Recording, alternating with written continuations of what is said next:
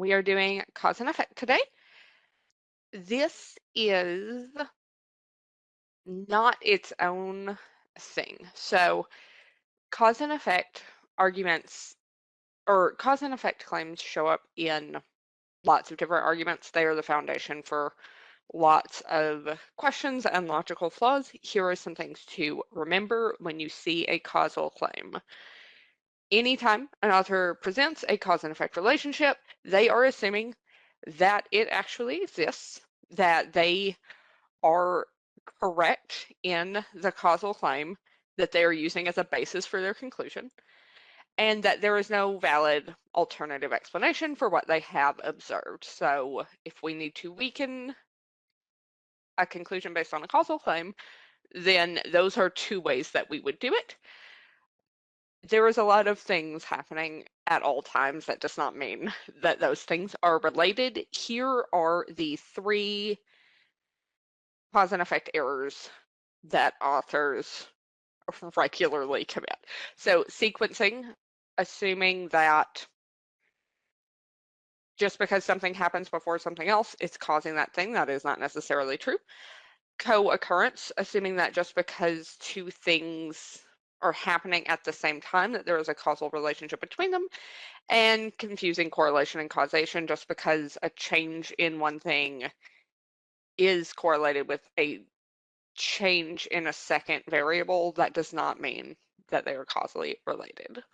So we are going to work through a couple of examples, 6, and you will get a couple of minutes with each one, and then we will talk about them. If you have any questions about examples, you can ask them as we go through. If you have general questions, there will be some time at the end. Let's do our first example. I will open the poll. Give me just a minute.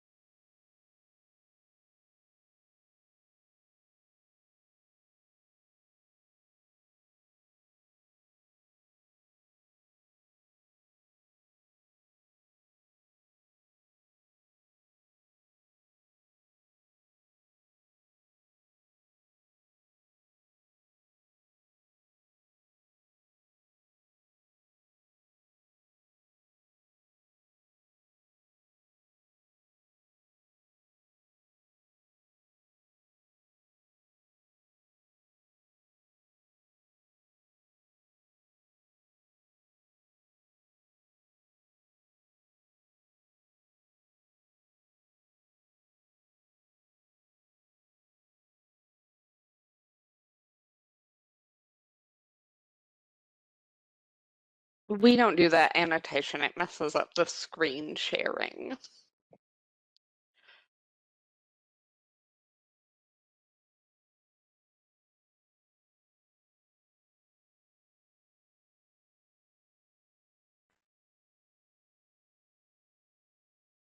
All right, many states relaxed their fireworks laws 2 years ago by allowing a wider variety of fireworks to be sold.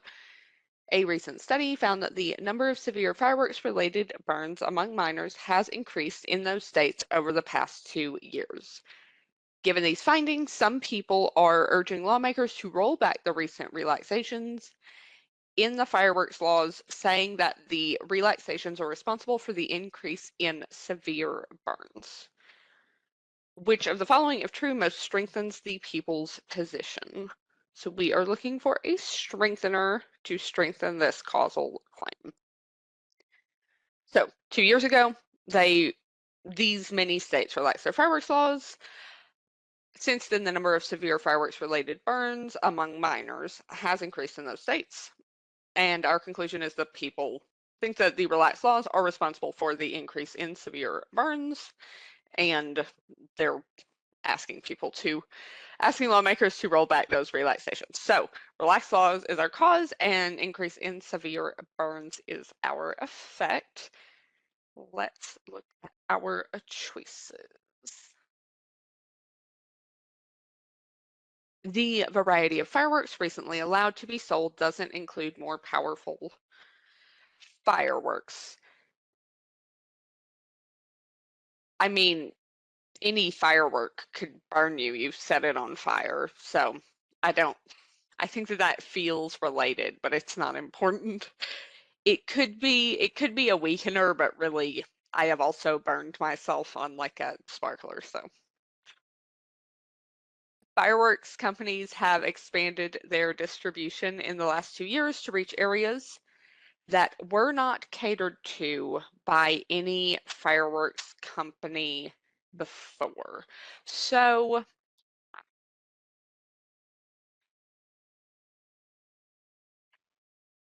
hold on, share these. So B is a weakener because it shows an alternative possible cause. Instead of the relaxed laws, it would be just more availability. So that one does undermine our causal claim, and we need to strengthen our causal claim. C, some of the states that relaxed their fireworks laws did not see an increase in the number of fireworks sold. Whether or not they saw an increase in the number, it could also be an issue of the relaxed laws letting them sell more fireworks to minors. So they don't have to have seen an increase in the number of fireworks sold. We already know that there is an increase in fireworks related burns. D, the study also found that the number of severe fireworks related burns in adults neither increased nor decreased over the past 2 years. We do not care about adults. We are talking specifically about minors. And E, states that did not relax their fireworks laws did not see an increase in the number of severe fireworks related burns among minors. So this one strengthens the causal claim in a pretty common way. It's taking the situation that we have and removing the cause and saying if the effect still happens, it does not. So the causal claim is strengthened when the cause is removed and the effect also stops. Do we have any questions about that one?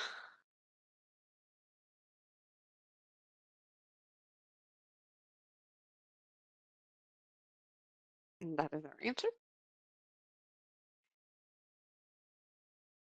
Okay, that is one of our medium examples. So this next one I believe is also a medium, and then there will be some that are a bit more difficult. So here is this one, and I will open a new poll.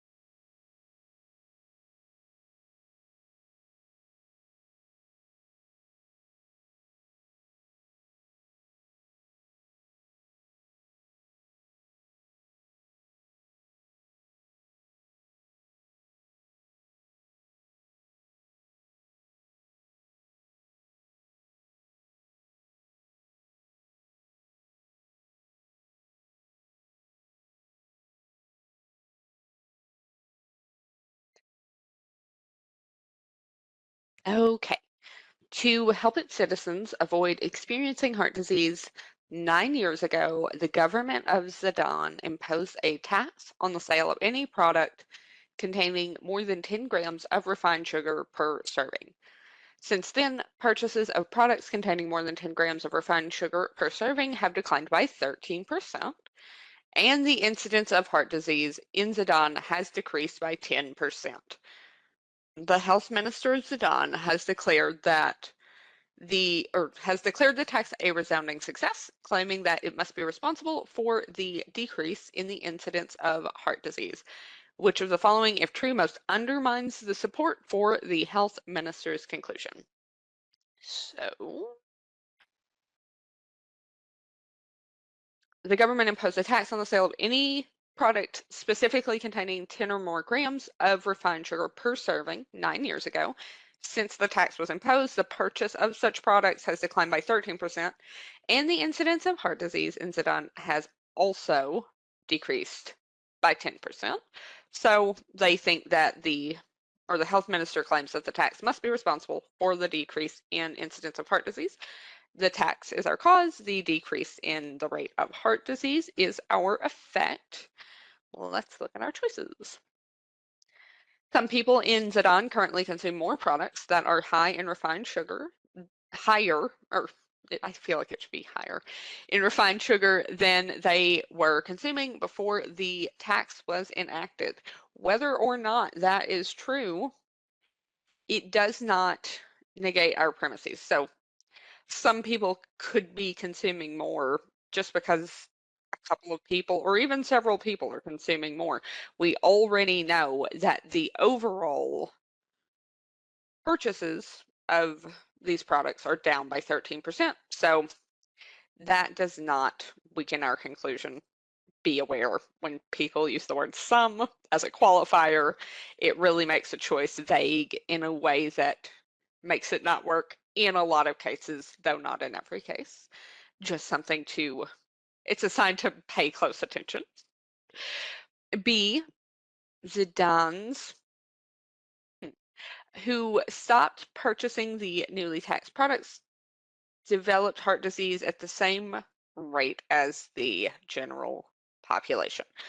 So, what this choice is saying is that the people who were affected by the cause, the tax, and the tax worked as intended for them, it made them stop purchasing these products, did not experience the effect, lower heart disease, that the health minister was claiming the tax would lead to.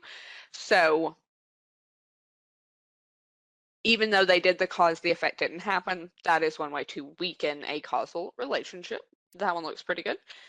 C, since the tax was enacted, retail sales of refined sugar itself have not declined significantly in Sudan.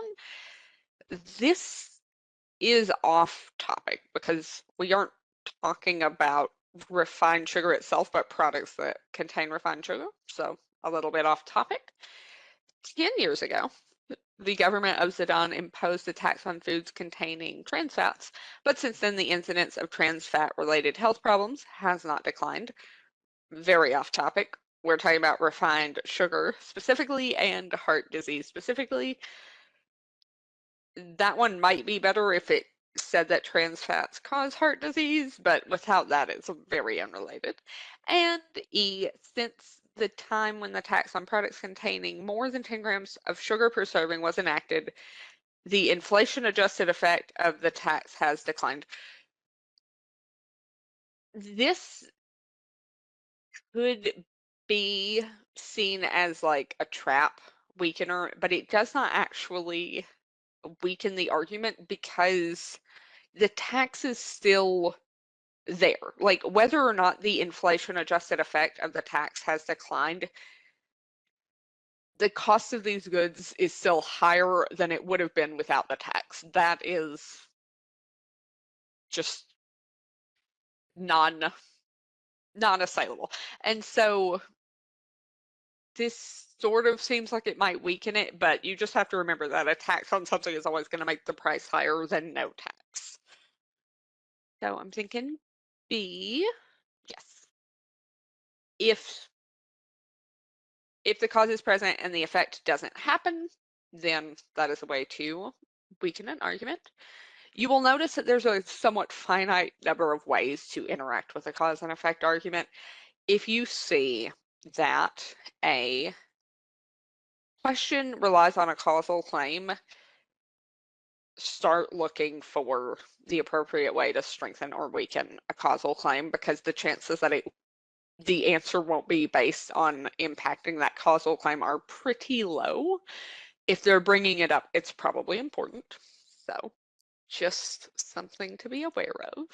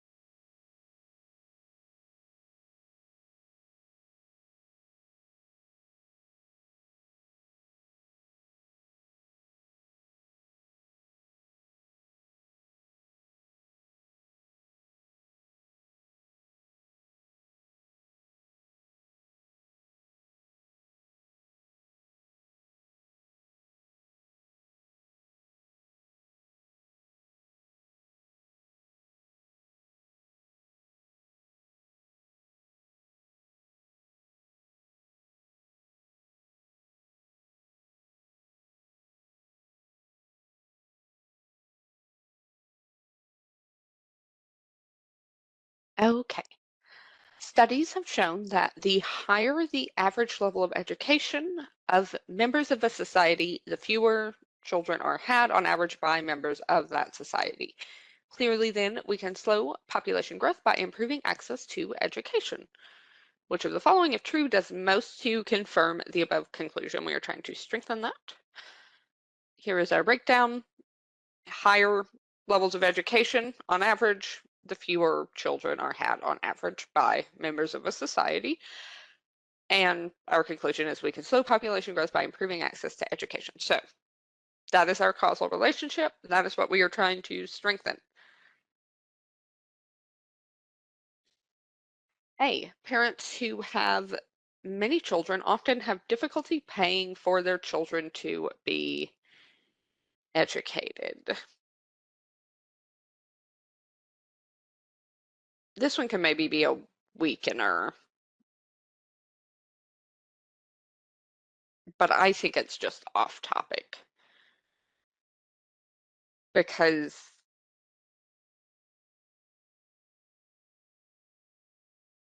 yeah. So if the conclusion is that we need to improve access to education, this is talking about one way that education access isn't great, and it's not quite in the same zone as our conclusion. So while this may seem related, it's just not important to the conclusion.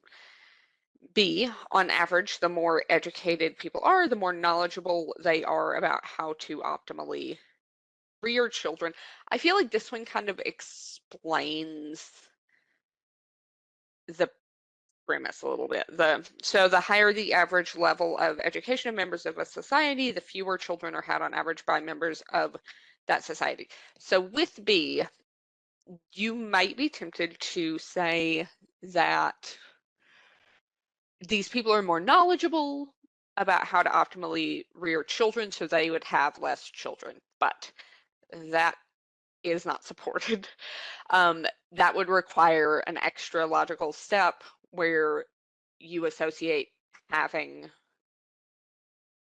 fewer children as optimal, and that might not be the case for some people. It might be the more educated they are, the more children they can afford. So just be careful on that. I feel like that is a bit of a bias that choice B is playing on.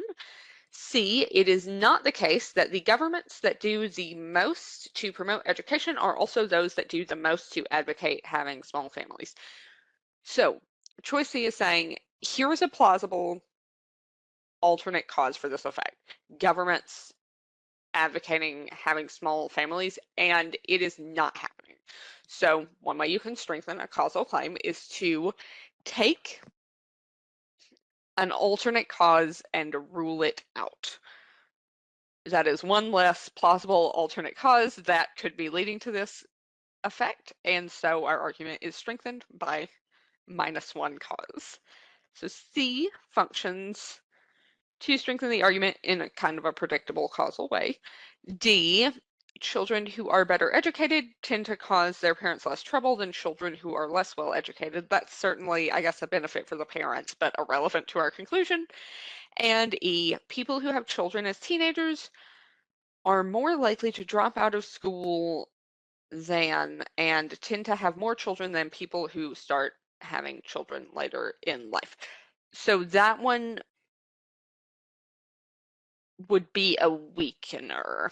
It would say, like, actually the sequencing on this one is off. It's not that education leads to fewer children, it's that more children leads to worse education. So that one is not going in the direction that we need to go. Does option A weaken the argument? I feel like it, I feel like it's off topic because it's talking about paying for the children to be educated, but we're specifically talking about improving access to education. So it could, let me see.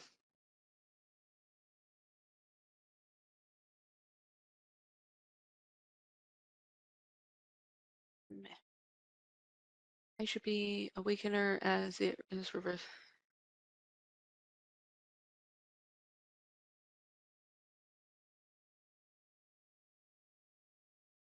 Okay, I see what you're saying.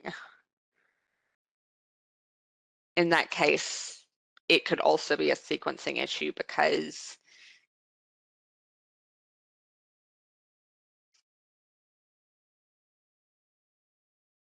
yeah, it's also, I guess, kind of saying that more children is leading to poorer options for education. So I guess that could also be a sequencing issue. That one does weaken the argument.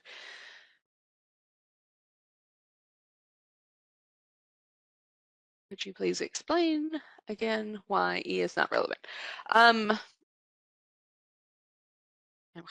People who have children as teenagers are more likely to drop out of school than and tend to have more children than people who start having children later in life. This one is also a sequencing issue, so it it could be seen as weakening the conclusion because it's saying that the more children people are having, the harder it is to get education, and our conclusion is based on the causal relationship being the other way, that higher levels of education lead to a lower average number of children. But I also don't like E because,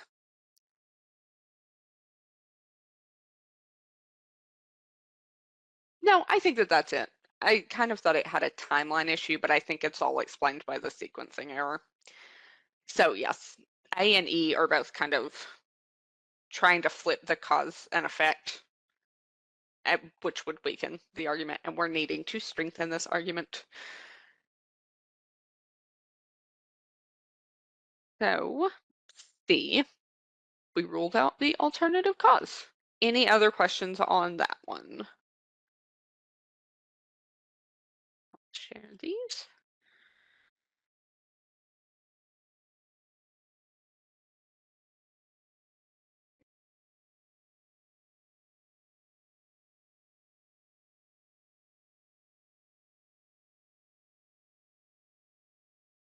Okay.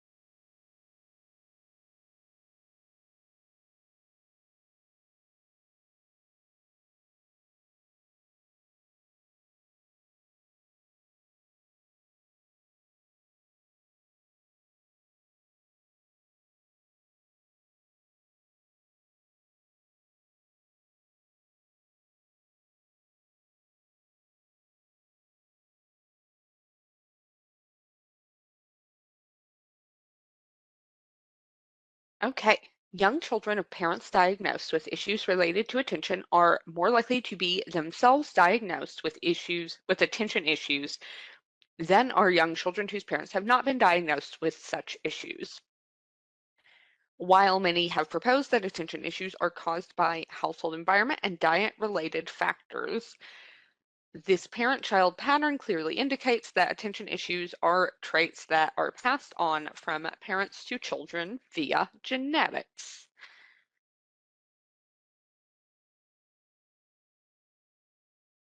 This one does something that is very important to note. So, the background info here is many have proposed that attention issues are caused by household environment and diet-related factors. The fact that this is brought up at all means that it is important. So whenever an argument says like, hey, people think this, but actually it's this, and in this case, we are trying to weaken it, note that that will probably come back around. Whenever the author is disagreeing with a cause and you have to weaken their claim, then there's a good chance that the cause that they're disagreeing with is actually more legitimate. So our premise is that when parents are diagnosed with attention issues, the children of those parents are more likely to be diagnosed with attention issues than children of parents who have not been diagnosed with attention issues. So the conclusion is that the attention issues are due to a genetic inheritance, not diet or household factors. Our cause is parents being diagnosed first and then their children being diagnosed. So a genetic causal relationship. Let's look at our choices. Most young children live with one or both of their parents and share the parents' eating habits. So right off the bat, that choice A brings up this thing. The author says that it's genetic issues, but what choice A says is, hey, those children usually live in the same household and they share the same diet as their parents. So you haven't really ruled out that it's household and diet related factors because those causes are still present in this case. So A is looking pretty good. B, research has not identified a clear causal connection between indoor pollution and diagnosis with attention issues. This is not necessary. It doesn't, it could be seen as, let's see, as strengthening the argument, but it's also kind of a high bar. Research hasn't identified a clear causal connection. Well, that doesn't mean that there isn't a causal relationship just because it hasn't been identified clearly via research. But either way, B is a strengthener. It's definitely not a weakener, which is what we want. C, many parents of children diagnosed with attention issues were diagnosed with attention issues as adults children rather than as children. This one is tricky because I think it's supposed to make you think that the parents that are getting diagnosed after their children, like the children are getting diagnosed first. But even if that was true, it could still be that it's a genetic cause, so the conclusion could hold up. And also, it does not, it doesn't go that far. All it says is that they got diagnosed as adults. It does not say that they got diagnosed after their children. So even that would take a bit of a leap. D, the percentage of children diagnosed with attention issues has been increasing even as the presence of some household environmental hazards, such as lead, has been decreasing. This one also could strengthen the conclusion. It does not weaken it, but it's saying, hey, here's one environmental thing that's been decreasing, but the diagnosis of children still increasing. And there is, among experts, much disagreement regarding which methods for solving attention issues are most effective. This one is definitely a timeline trap because we are not to the point of solving attention issues. That happens after this argument is talking about. That's a problem for down the road. We are specifically talking about what is causing children to get diagnosed. Solutions are not on our radar right now. So the best answer is A. Any questions on that one?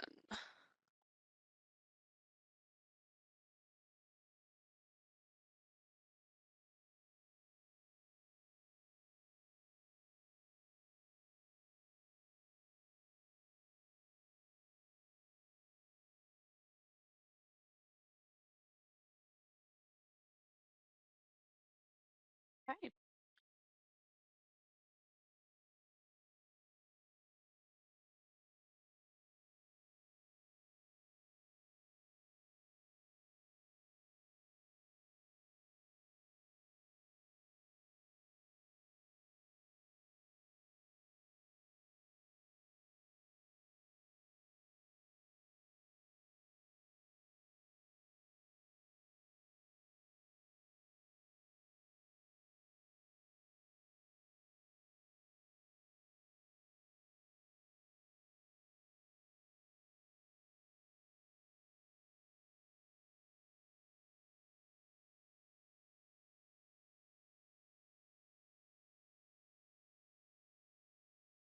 Answer A does say that most young children suffering with attention issues reside with one or both of their parents.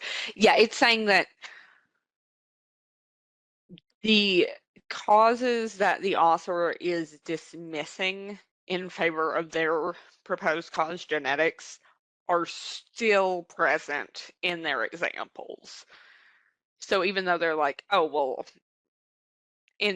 there's this genetic cause because when the parents are diagnosed first, the children are more likely to be diagnosed.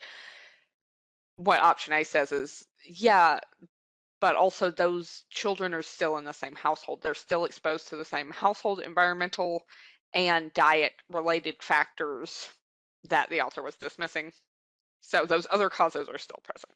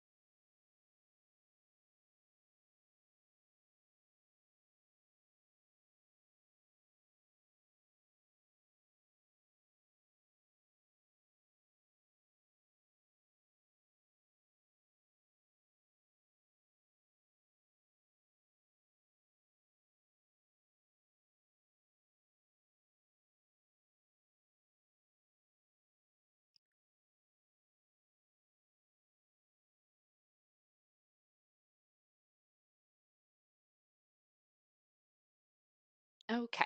As Ludwig van Beethoven began to go deaf, his hearing became such that he could hear lower notes better than he could hear higher notes. Interestingly, at that same time, in composing music, he chose to use notes that were lower on average than the notes he had used before his hearing began to deteriorate. It seems likely that the reason for the change in his choices of notes was that he was gravitating towards using the notes that he could hear better given the state of his hearing. Which of the following, if true, adds the most support to the hypothesis articulated above? Let's see. So, as Beethoven begins to lose his hearing, there was a period where he could hear lower notes better than higher notes. At the same time, he chose to use, on average, more lower notes than he had been using before he started going deaf. Conclusion, the change in his choice of notes was due to him trying to compose music that he could still hear. And so our cause is he's going deaf. He has an increasingly limited hearing range, and the effect is that he's composing with the notes in that new range. A. By holding a pencil in his mouth and touching it to the piano, Beethoven could feel the vibrations of low notes that he was playing as he composed.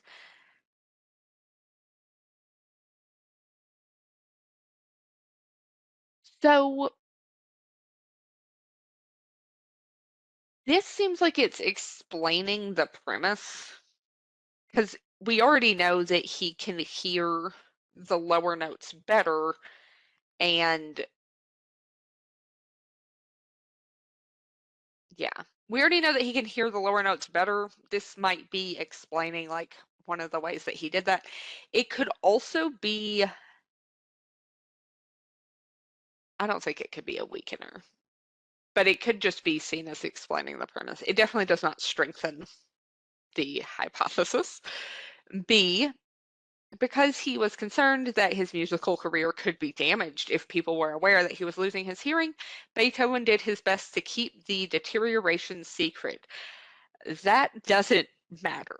Whether or not people knew, it could still be the case that his increasingly limited hearing range was leading to him composing with a different range of notes, or favoring a different range of notes than he had before. D, when, after becoming almost completely deaf, Beethoven was forced to compose without hearing his compositions. He used notes that were on average as high as those he had used when his hearing was normal. So our cause is that he's half deaf. He can hear not everything, but some things. So he's then composing within the range that he can still kind of hear. When Beethoven is almost completely deaf and he can no longer hear any notes, his behavior or his choice in composition sort of corrects back to what he used to do when he could hear equally well. So when he could hear all notes equally well, he composed one way. When he could hear all notes equally well because he was deaf and he could not hear any notes, he composed that same way. So this one strengthens the conclusion by showing that the when the cause is gone, when he no longer can hear some notes better than others, the effect is also gone. D, one of the first signs that Beethoven's hearing was deteriorating was buzzing in his ears that interfered with his hearing relatively high notes clearly. We already know that when he was going deaf, he could hear the lower notes better than the higher notes. So this one, also kind of a premise explainer, doesn't really add anything to the argument. And E, Beethoven was able to compose without hearing what he was composing because he had played and composed music for many years before his hearing began to deteriorate. That could be a weakener, because that's basically saying like, hey, he doesn't really need to hear stuff. He knows notes so well that like basically he can play them in his mind. He doesn't have to hear them to compose. Um, so that might offer like a different reason, or it might weaken the causal claim, but that is not what we're trying to do. We are trying to strengthen it. So I think C is our best choice. Let's see here.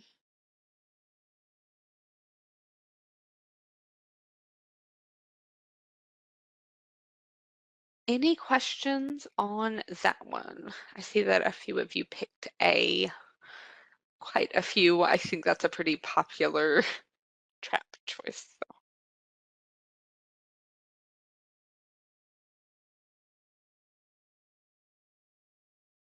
Still don't understand why C. So Beethoven can, before this happens, before this argument happens, Beethoven can hear high notes and low notes equally well. He can just hear regular. He's got good hearing. And then he starts to go deaf, and he cannot hear the notes equally well anymore. So he can mostly hear lower notes, and at the same time, he sort of transitions to composing with notes that are lower on average than the notes he used to compose with.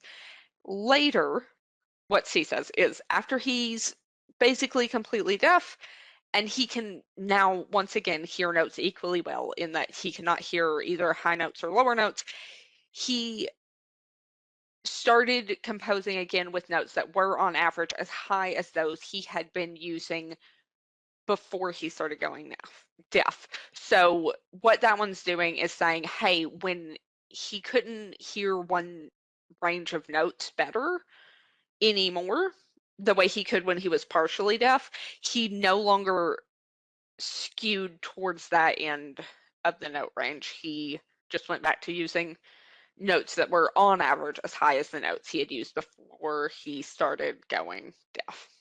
Does that help?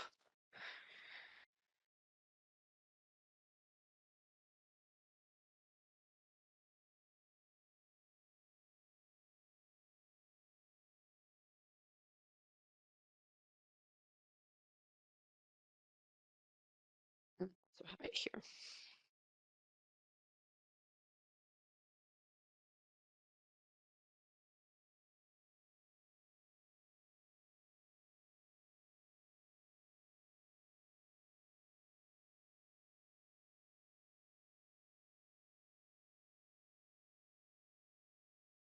Okay, we have one more. Let me open that poll.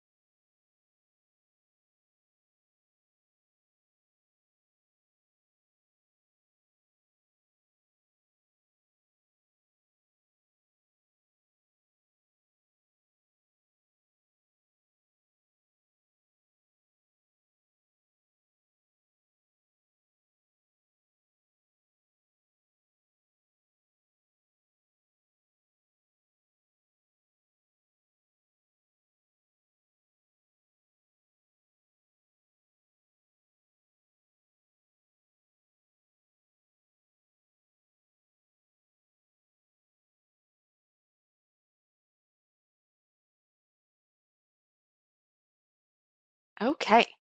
Ah. In seeking to determine the cause of extreme social anxiety, a condition characterized by extreme fear of being in certain types of social situations, researchers tested people experiencing such anxiety for biological markers. The researchers concluded that the cause of extreme social anxiety is an above average level of the chemical serotonin in the brain, because they found that one biological marker that consistently appeared in people who experienced extreme social anxiety was brain levels of serotonin higher than the average brain level of serotonin of people who do not experience such anxiety. Which of the following, if true, most seriously weakens the support for the researchers' conclusion?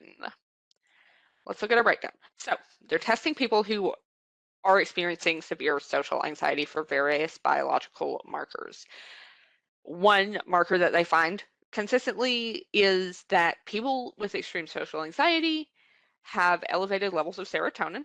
And the conclusion is that the cause of extreme social anxiety is an elevated level of serotonin in the brain. So, elevated serotonin levels affect extreme social anxiety. Let's look at our choices.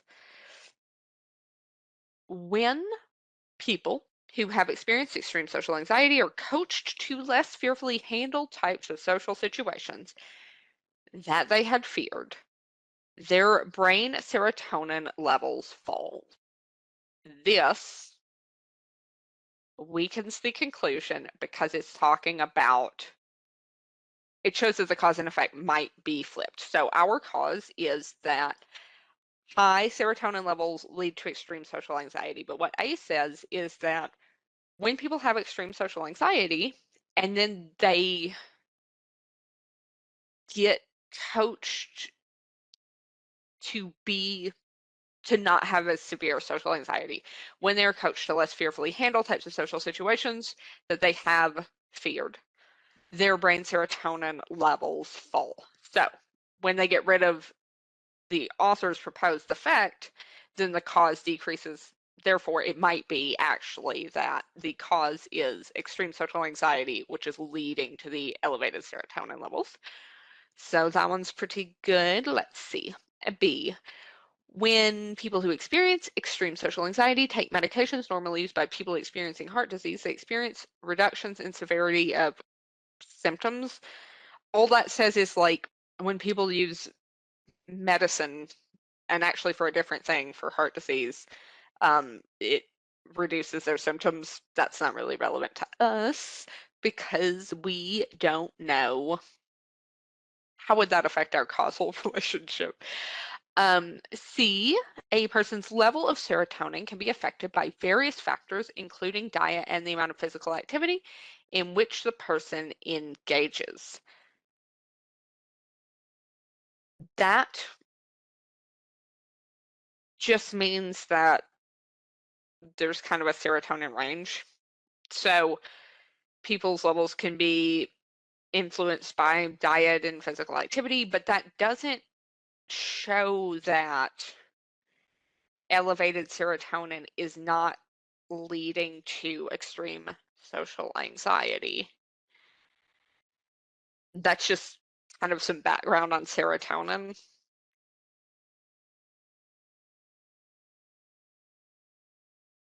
Yeah. I think that that one would be more tempting if, like, if it was the other way, a person's level of social anxiety could be affected by other things, then that would absolutely weaken the argument. But this is just saying that the cause can be affected by other activities. So in the like chain of events that we are tracking when it comes to cause and effect, we are concerned with like our cause and our effect. So anything that happens before our cause, not super important unless it affects the cause and effect relationship. Anything that happens after our effect, not super important because we are really only concerned with like these two pieces of the chain of events. So I think C is talking about something before our cause, and that's just not where we're at in the chain. And so it is off topic in that way. D, some people who experience extreme social anxiety at one point in their lives do not experience it later in their lives. Cool for those people, but That doesn't say anything about whether serotonin levels are the cause of extreme social anxiety. E, the elevated levels of serotonin in people who experience extreme social anxiety are limited to one particular area of the brain. I don't know enough about brain chemistry to know if that's weird or not. Maybe it mainly is in one area of the brain. Maybe that's just where the receptors are. So that one sounds that one's definitely like conceptually related, but it doesn't have a clear impact. So that one is not going to be helpful. Thus, I'm thinking it will be A. Yes. This offers a reason to believe that the cause and effect relationship is reversed by showing a time when the effect came before the cause. The argument is weakened. Any questions on that one or anything else? That was our last example.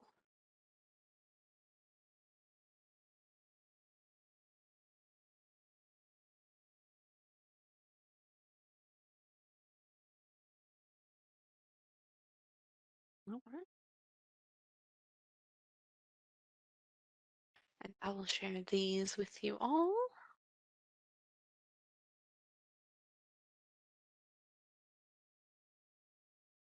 Yeah, absolutely. Thank you for being here.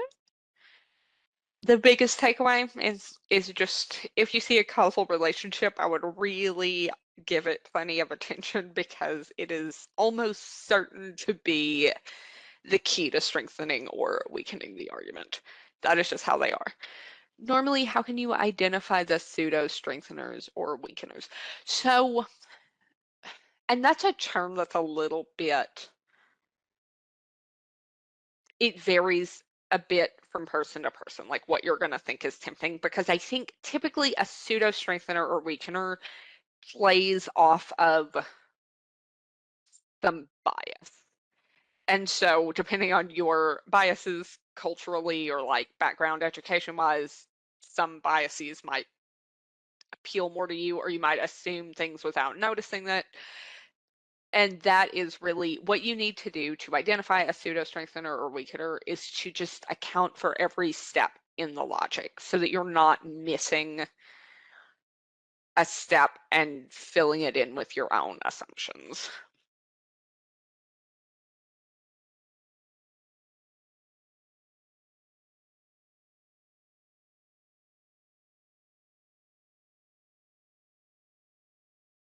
Awesome. Yes, there is probably like 6 or 7 ways to strengthen and weaken causal claims, which is a lot. Like 7 each is kind of a lot, but it's only 7 also. So if you get pretty familiar with like the 6 or 7 ways to do it, then you will be able to spot these answers a lot quicker.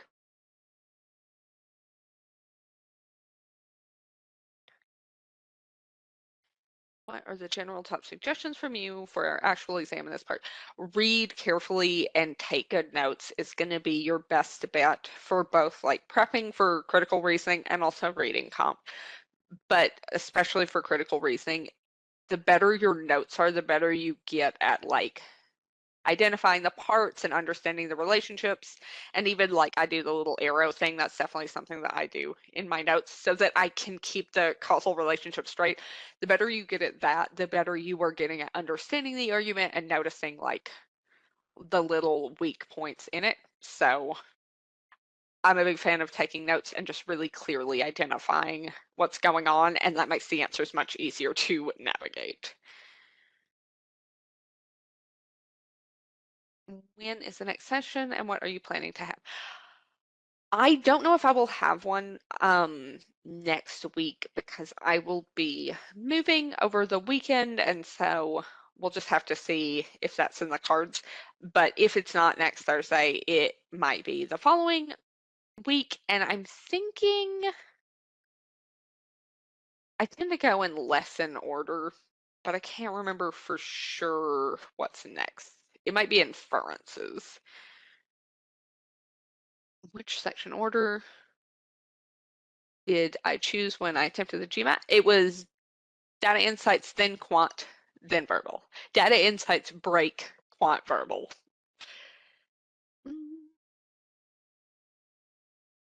Will I share the questions I used in this? So they share the video. If you want the questions here, hold on. I can send you my email and then I can send you like where they're at. So you can also read more about the breakdowns if you want, especially if you didn't like mine or you don't remember it well, then that can be very helpful.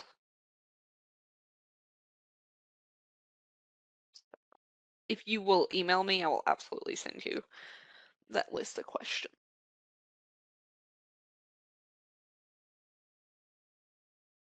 I already applied, so I'm actually going to Copenhagen Business School for the fall.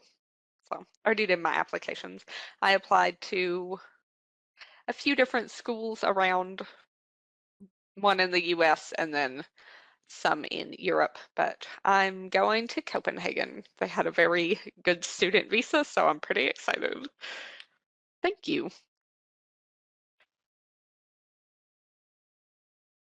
All right, any other questions?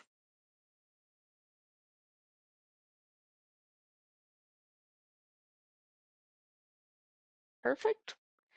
If you're all set, then I am all set. I will see you probably either next week or the following week, and they will send out the marketing email so you can see if it's a topic that you're into. Thank you all so much for coming. I hope you have a great weekend.